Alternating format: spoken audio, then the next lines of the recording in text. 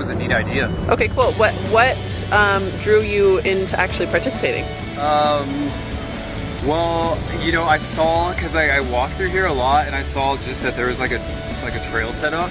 Okay. And so as I was walking by, I saw the sign. Yeah. And after I saw the sign, I was like, yeah, of course, yeah, I want to de-stress. Nice. And so I walked through it, and I started off to the right. Uh-huh.